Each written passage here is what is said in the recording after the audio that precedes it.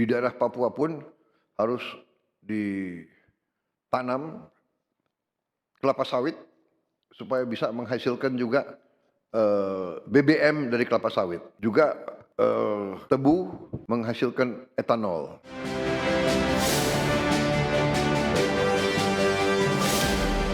Kita awali dengan informasi pertama, pemirsa. Presiden Prabowo Subianto mendorong penanaman kelapa sawit di wilayah Papua guna mewujudkan swasembada energi. Tak hanya sawit, Prabowo juga mengusulkan penanaman tebu dan singkong yang bisa untuk menghasilkan etanol. Hal tersebut disampaikan Prabowo saat memberikan arahan kepada kepala daerah se-Papua di Istana Negara. Prabowo menargetkan dalam 5 tahun kepemimpinannya seluruh daerah bisa mencapai taraf swasembada pangan dan swasembada energi. Capaian tersebut diyakini dapat membuat Indonesia bisa mengurangi ketergantungan impor BBM dan bisa menghemat hingga ratusan triliun rupiah setiap tahun dari anggaran subsidi.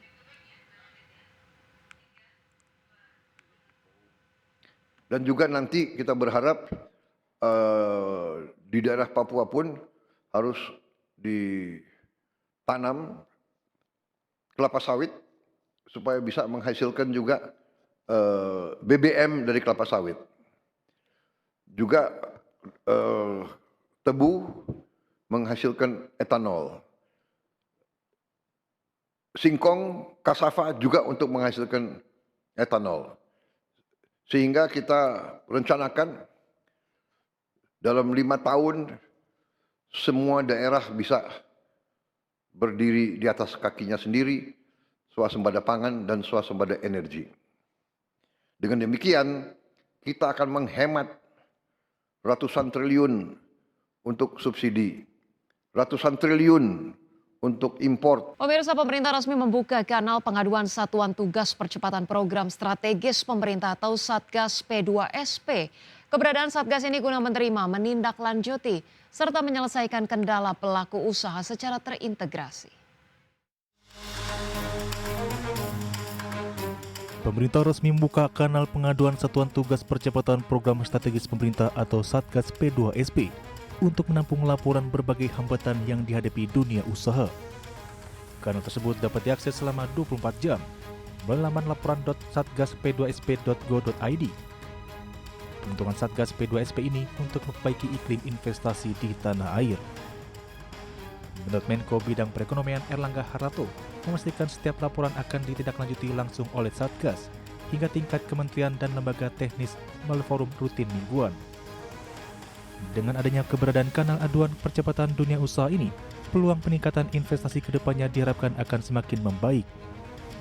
Melalui Satgas P2SP, yaitu percepatan dan program strategis pemerintah, telah membangun kanal debottlenecking atau yang akan menampung, menindaklanjuti serta menyelesaikan kendala hambatan dari pelaku usaha yang bisa merespon secara cepat, terkoordinasi dan akuntabel. Kanal ini dapat diakses dalam waktu 24 jam oleh pelaku usaha. Alamatnya adalah lapor.satgasp2sp.go.id yang akan langsung ditindaklanjuti oleh Satgas sampai dengan di tingkat kementerian dan lembaga teknis di dalam forum rutin yang akan dilakukan setiap minggu. Satgas P2SP terbagi ke dalam 3 kelompok kerja. Pokja 1 bertugas mempercepat penyerapan anggaran program strategis pemerintah. Pokja 2 mengawal percepatan implementasi dan penyelesaian kendala sejumlah program strategis. Dan Pokja 3 menangani penyelesaian regulasi dan penegakan hukum. Dari Jakarta, Raharjo Patmo, Tim Liputan IDX. Pemirsa, Menteri Dalam Negeri Tito Karnavian mengungkapkan pemerintah tengah memproses penyaluran sekitar 125.000 potong pakaian reject batal ekspor untuk membantu korban bencana banjir dan longsor di wilayah Sumatera. Bantuan tersebut dinilai masih sangat layak digunakan dan dibutuhkan para pengungsi.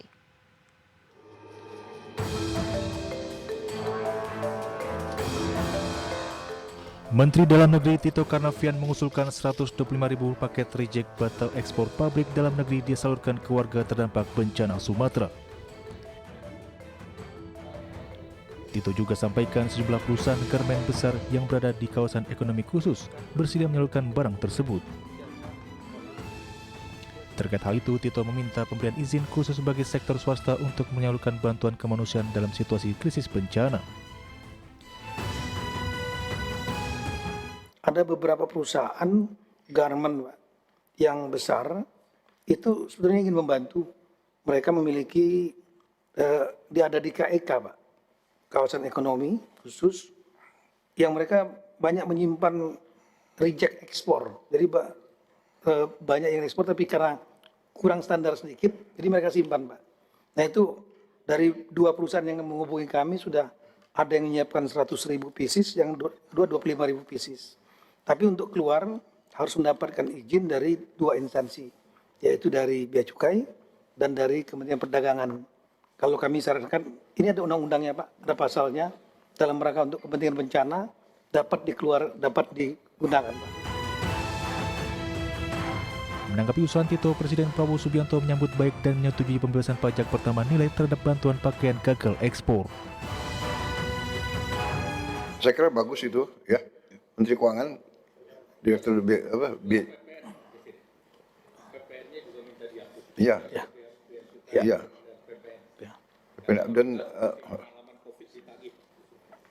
ya oke, dibebaskan PPN, tapi juga diwaspadai harus diserahkan ke instansi, ya. Berarti Kemendagri Pak, kami siap. Kemendagri yang menerima, Kami tanggung jawab Pak. bertanggung jawab, ya. Dan Jangan langsung sampai menyerahkan nanti ke. ya, dan harus segera dikirim ke daerah bencana.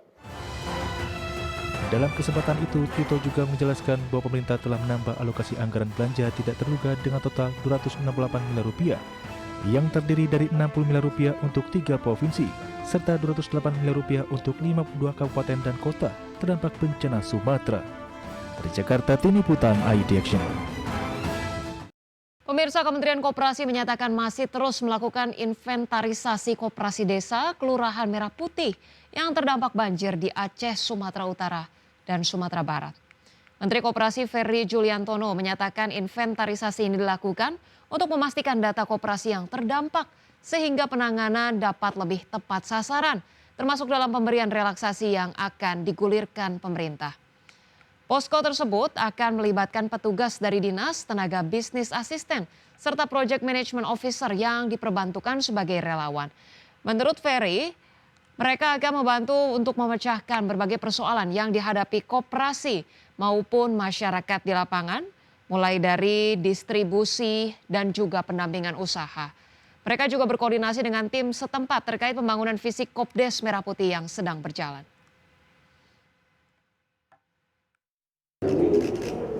Sudah menginventarisir koperasi desa dan kelurahan yang ada di 3 daerah. Kita memang akan menempatkan posko di 3 daerah yang terkena bencana tersebut. Terus kemudian nanti petugas kami baik dari dinas maupun dari tenaga bisnis asisten dan PMO yang kita perbantukan sebagai volunteer itu nanti akan